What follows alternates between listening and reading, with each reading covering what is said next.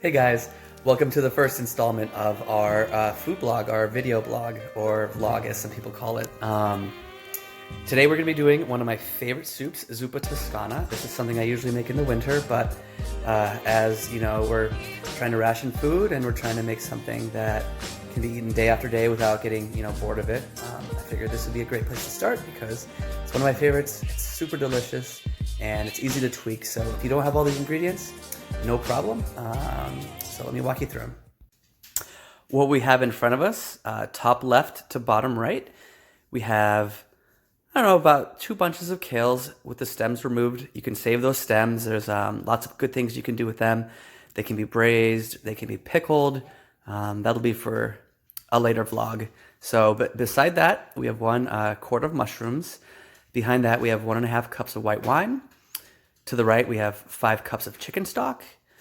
To the right, bottom of that, we have 1.5 pounds each of sweet Italian sausage and hot Italian sausage. A mixture of butterball and red potatoes, a couple onions, 3 16-ounce cans of cannellini beans, about 1 tablespoon of crushed red pepper flakes, the same of herbes de Provence, and about 1.5 tablespoons of Johnny's seasoning salt. If you don't have Johnny's, that's okay. That's something that's very uniquely Pacific Northwest. Lowry's would do as well. I would steer away from Old Bay. That might not be the flavor you're going for. So if that's all you have, maybe add a little bit slowly and go from there. Garlic. So I love garlic. I'm going to throw in, it looks about like 8 to 10 cloves. You can definitely do less if you would like. So that's all you need. So again, this is not something where you need all these ingredients. No mushrooms, no problem. Throw in a carrot if you have it. No wine, that's fine. Use some chicken stock. Don't have that? Use a little extra wine or water and some extra seasonings. This is one of those meals where there's a lot of flavor from all of these ingredients: the sausage, the seasonings, the garlic, the onion. So as long as you have most of these things, you really shouldn't have too much of a hard time making a delicious pot of soup. So one of the first things that you should really do when you're making a meal is just get everything out, get everything measured, get everything ready. That way you're not going in and out of your fridge, in and out of your pantry, in and out of your drawers, all that. So I like to get everything measured out, put into their own little container, everything chopped up, and just ready to go. That way once we turn the fire on the pan, it can go quickly. So here we go. If you hear that noise in the background, the clanking, that's my dog Marley. He's my little mascot. He's eating his dinner. Funny story about him, he actually was recently a bit sick, and it turned out he was having some GI problems, and the doctor ended up telling us that the best thing for Marley would be for me to essentially cook for him every day and put him on a really ultra low-fat diet. So now that he's on this new diet, I essentially am not only cooking for us, I'm cooking for him every day. But he's my little guy, and I would do anything for him. So I guess he's the most spoiled dog in the world, getting chef-prepared dinners every night, even though they're really just simple. All right, back to getting everything ready. So once upon a time, before I was a professional chef, I used to watch a lot of Food Network. I still do. I don't have as much time anymore, but it's a great channel. It's a great place to get started as far as learning what kinds of things you like to do in the kitchen, what kind of food interests you, etc. So one of the people that really had an influence on my cooking, I would have to say, is Chef Anne Burrell. What I was talking about before with having everything ready and measured and cut before you're ready to go, that's something I learned from her initially, and that's something that in French restaurants or in French kitchens, or really any kind of very... like I was saying, Chef Anne Burrell really, I think the show is called Secrets of a Restaurant Chef, and it's really a show that, I can't say fully prepared me for being a restaurant chef, but it certainly did give me some tips and tricks that I've used professionally, I use at home. And the one that I'm talking about right now, it's called mise en place, which just means everything in its place. So if you start doing this before your meals, you'll find out it might take a little bit more time set up, but once you're doing it, it's a lot more streamlined. Things don't get overcooked. You never burn things, or I shouldn't say never, but you have a lesser likelihood of burning things if you're not turning away from your pan to, go get the other ingredients out of the fridge. So again, mise en place, very important. It's definitely a good trick, not even trick, a tip that I've incorporated into my cooking, and I would recommend you doing the same. So, all right, gonna keep chopping the onions. For this, I'm doing, a medium to small dice. Doesn't have to be perfect. Just something that'll sweat down nicely and basically just dissolve into the soup. The soup cooks for probably about, an hour 45 to 2 hours. And everything just gets really nice and soft. So if you are using ingredients like potato, like carrot, there is a bit of timing that goes with the soup. You don't want to throw it all in at the same time, because if everything cooks for that whole 2 hours, some will be overcooked and not quite as delicious as it could be. So as we go, I will tell you what I think is a good time to add the different ingredients and in what order. And all right, we'll go from there. See you at the pot. So to start, the first thing I would do is turn your pot on medium, on the lower side of medium. Because what we're going to do first is we're going to render out the sausage. And we don't want that to burn. We don't want it to render too quickly or cook too quickly, because it will burn before all the fat is rendered out, and we do not want that. So, I take the casings off. Those don't cook down nicely, and then I just, essentially use my hands and crumble up the sweet and the hot Italian sausage into the pot. And this will probably take about, given the size of your pot, probably, I'd say, about 10 minutes to kind of get to where we want it before we start adding other ingredients. The fat from this has a ton of flavor, so if you have the means to store it in some sort of container and keep it in the fridge for later, trust me, that's just the most flavorful.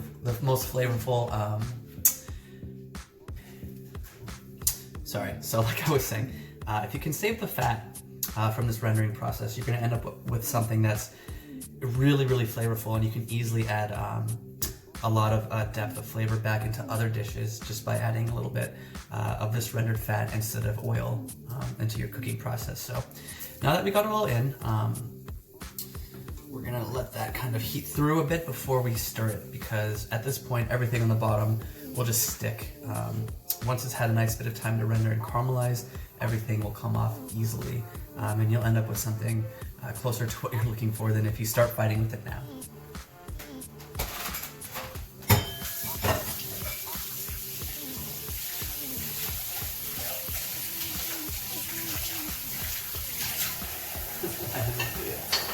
Give your hands a good wash.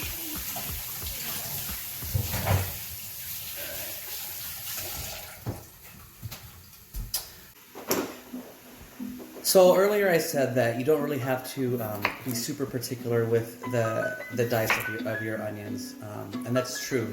What I would try and account for is that the size and shape of your vegetables ends up being roughly the same. So if you do a bigger dice on your onions, I wouldn't then go tiny on the size of your potatoes, and vice versa. So for this batch, I'm going to make everything relatively cube-sized, kind of to match the dice of our onion, which is, about that size. Also similar to the size of the bean. Just trying to make everything relatively uniform. It's not going to change the flavor, obviously, but it'll make for a better presentation. Not that that's necessarily important, but if it is to you, that's one way to make sure that it's very Insta-worthy for your finished product. And also, if you wanted to make this recipe for a special occasion, that's one way you can really dress it up, is having very beautiful vegetables, making sure they're cooked correctly, not overcooked, and then also just adding like a simple garnish. So we can talk about that at another time, but for now I'm just going to keep cutting potatoes. The meat is nicely browning in the background, and I'm going to give that a stir in just a little bit once I get these potatoes all cut up. One thing that I should mention to you is that it's important not to do exactly what I'm doing now and crowd your cutting board. Luckily for me, this cutting board is much larger than you can see on the camera, so I can just put things off to the side on it. I do recommend not taking your ingredients off the cutting board once they're on it and putting them back into the bowl and back into the counter, vice versa. It's just an easy way to keep things cleaner and just kind of stop the spread of different food particles to different surfaces. So it's all about just being neat and having a good time. So all right. With the magic of movie editing, just like that, it's all chopped up. So as you can see, everything's, more or less uniformly sized in shapes. The mushrooms are a bit bigger, but those will shrink down to right around the right size. And yeah, I think we are nearly ready to start adding ingredients. As you can see, the meat is nicely browned and most of it has rendered away a good amount of the fat. You can see all that there. So, I would leave some of that in there. That's delicious flavor, but you also don't want an oily soup. So I would recommend maybe taking about half, maybe just a third of that out and storing that for another use. Like I said, it's instant flavor, so do not be afraid to stick that in the fridge for later on. All right, here we go. Let me turn this light off. Small budget, and also never done this before, so working out the kinks together. So these will get better as we go on. So, all right, the meat is ready. And the first thing, well, the easiest way is just to bring over the entire cutting board. It's gonna limit spillage from your prep space to the pot. So the first thing I'm putting in are the onions. Onions are one of the ingredients you actually really want cooked down as far as the vegetables. The softer they get, I think the sweetness level goes up. The onion flavor becomes a bit more mild, but I think improves from that kind of sharp bite. That I like to kind of put in at the beginning of the vegetable cooking process, because for me there's really nothing better than like an onion that just, once it hits your tongue, it just like dissolves like butter. It's one of my favorite things. So I actually, this just popped into my head. The first time that someone made this for me was actually a good friend of mine from years back. Her name was Catherine, and she was staying with us for a little bit, and she was probably one of the nicest roommates we ever had. And one night I came home from working and I saw her, in the kitchen putting this dish together, and wow, after she was done and we had enjoyed it, I was hooked. My recipe kind of changes, from time to time. I don't always add mushrooms. That was kind of an accident that I did when my mother was staying with us. She really enjoys them, so, and I happened to have them in the fridge, and they went. So, this is one of those soups where, don't go crazy, but you can always add in kind of like your favorites. Some people might want to add some crushed tomatoes to this. That'd be totally fine. Like I said before, carrots, those would be good. Just don't overcook them, because, well, at least for me, mushy carrots aren't my favorite thing. So be careful with that. But all right, so in with the onions. Next, I'm going to put in the garlic. Remember, this pot is, still around medium, not too hot. We don't want the garlic to burn, but there's a good amount of volume in here, so we should be okay with that. So we're gonna let that simmer, just cook away for probably about, I don't know, another 5-10 minutes before we add anything else. So, all right, see you in a bit. Wow, well, it's really smelling good. I bet you guys wish you were here. So the next things that I want to put in after the onions and garlic have cooked down a bit are the mushrooms. So I know it might seem like you'd want to put the potatoes in before the mushrooms, but the potato is really the main thing I'm concerned about overcooking. Mushrooms, think about it. You put them in red sauces, you put them in ragouts. Those things can braise and really kind of, yes, they'll soften, but they can really kind of hold up through the cooking process a lot better than a potato, even though a potato is much harder starting off. Once it gets softened, it can go very quickly past that into mush, and it just, you might just dissolve them into your soup, which it probably still tastes really good, but I just want to make sure that the integrity of the vegetable is still there at the end of the cooking process. So mushrooms went in. And at this point, what I like to do is start adding some of the seasonings. I don't do them all right now. I kind of add half of everything in this middle cooking process, and then I like to use the word spike. I'll spike the flavor again toward the end, and that way I can adjust, in a couple time points. So I'm going to take half of the herbes de Provence, which you can find at, oh, that's not the best view, is it? You can find at almost any, grocery store. It's a mix of thyme, rosemary. I think there's some oregano in there. There's definitely some lavender. It's a really good mix. So I'm going to take probably about half a tablespoon and just put that in there now and just kind of let it cook in and let the flavors just steep with all the other ingredients. Toward the end, if I think we need to add a little bit more, we can add a little bit more. So I kind of work that way with cooking. Season, but then never season too heavily at the beginning, because once it's in, you can't really take it out. It's always easier to add in small amounts than dump all at the beginning and kind of ruin potentially. So, all right, chili flakes, about I think it was about 3/4 of a tablespoon. That might be enough. Again, there's spicy sausage in there, so you don't want to burn your palate out. But if you like it spicy, by all means. And that's another good point. If you cannot find, or if you don't have spicy sausage, and you only have sweet sausage, or you only have ground pork, or you only have ground beef or ground turkey or chicken, you can still make this dish. You're just going to have to account for the lack of seasoning that would otherwise be in the sausage. So if you're using a ground meat that doesn't have the seasoning, I would add probably about an extra tablespoon of salt for every pound and a half or so of meat. I would add a bit more onion. I'd add a bit more herbs and a little bit more chili flake as well, especially if you don't have the spicy sausage to add to your recipe. So there we go. All right, so that's in. Next is my favorite ingredient. This is something that I grew up eating. This is something that is very nostalgic for me. This is Johnny's seasoning salt. Johnny's is a local brand from where I'm from. I think it's probably one of the best seasoning salts. But if you have Lowry's, like I said earlier, that's also a delicious one. Or McCormick makes a ton of really good seasonings. So seasoning salts. So the only one I would stay away from is Old Bay. I don't think that the flavors are right for this. But if you love Old Bay, it might be great. So all right, I'm gonna put about half of that in. All right, that's half. Stir it all up. All right, so everything's really getting cooked up nicely. So from here, I'm actually gonna add the liquids. So again, that's, I think I said 1.5 cups white wine and 5 cups of chicken stock. White wine.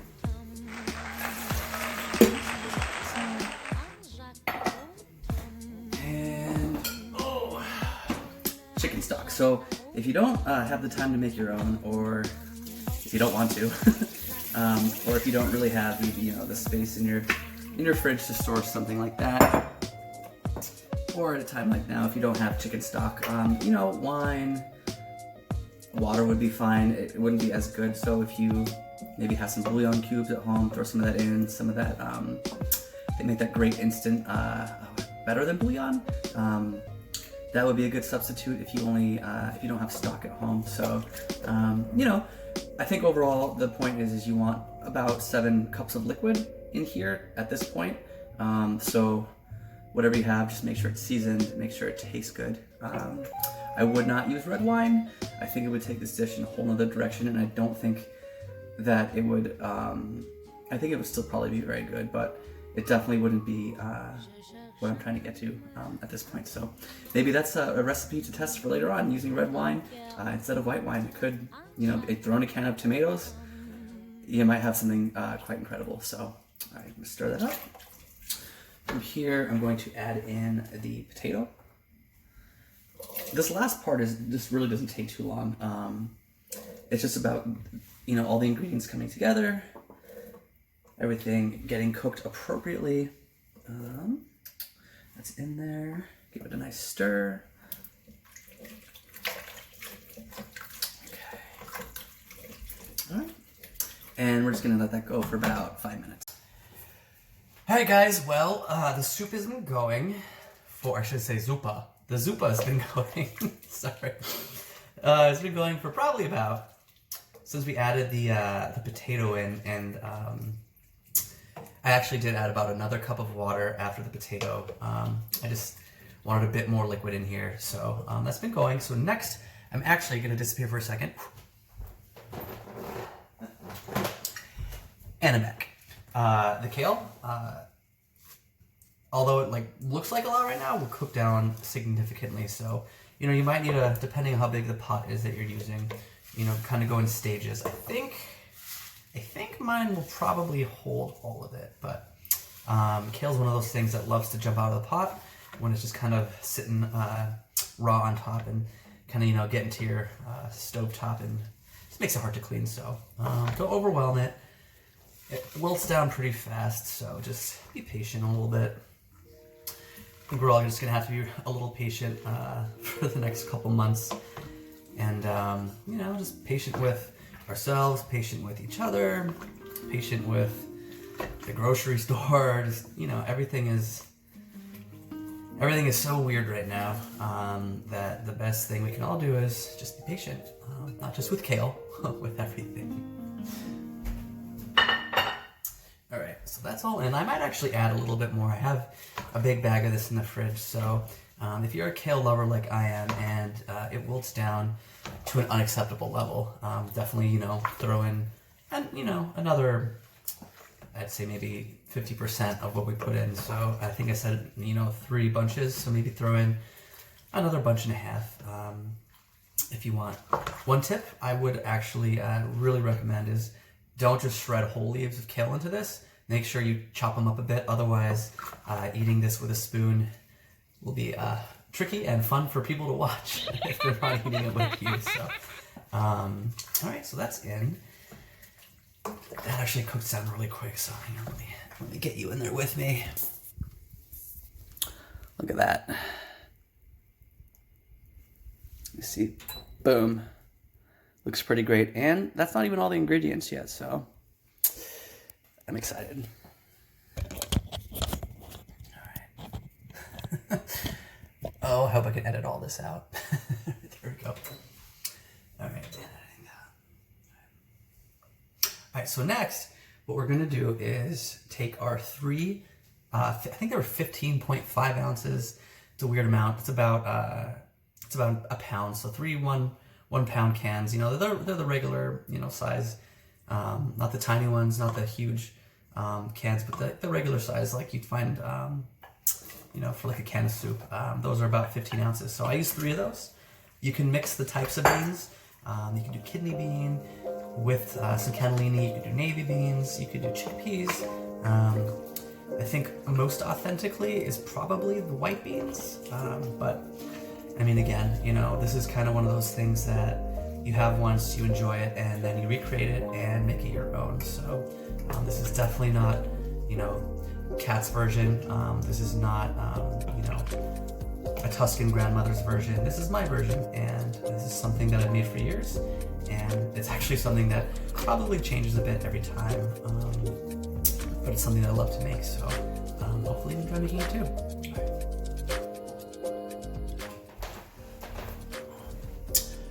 Here I am again. All right, so the soup, the Zuppa Toscana, has pretty much, you know, gotten to the point where it's only going to cook for a little bit more. We're not going to add any more ingredients. So at this point, we can taste it and see what we need to add. So I would usually use the spoon that I'm stirring with if I'm cooking for myself, but you know, right now we should be extra careful. So we're going to take a taste.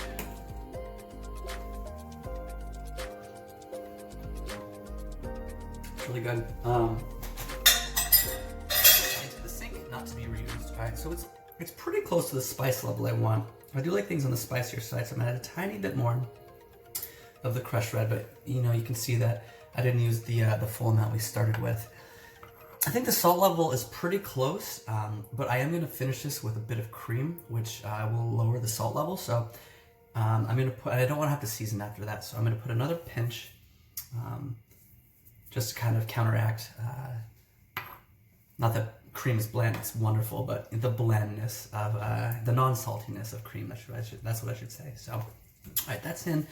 And then I'm gonna put the rest of the herbs de Provence. I think the flavors in this herb mix really highlight or elevate the ingredients that are going into this dish, into the soup. So all that is now in. And all right, well, you know, it smells good. It's not quite ready to eat. Maybe another 5 minutes yet to, you know, simmer.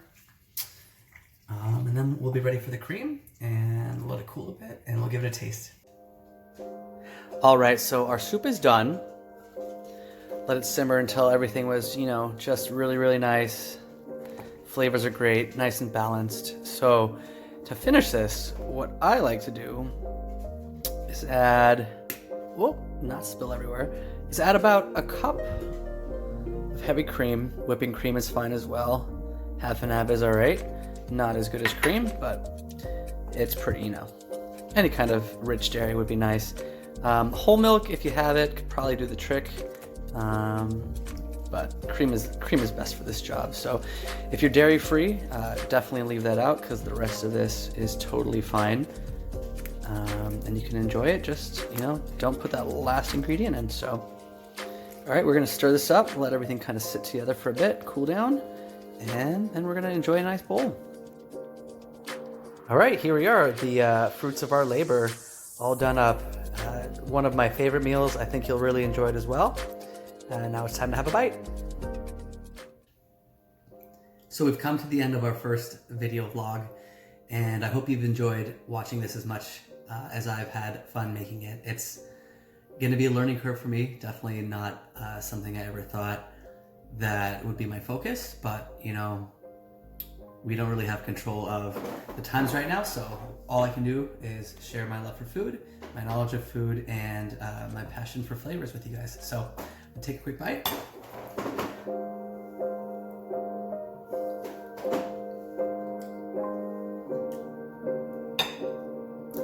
It really is that good. You know, have fun making your own. You know, try to stick to the recipe as close as you can, but yeah, enjoy it. So I'm gonna enjoy this glass of wine and this bowl of soup, and we'll see you next time. All right, bye.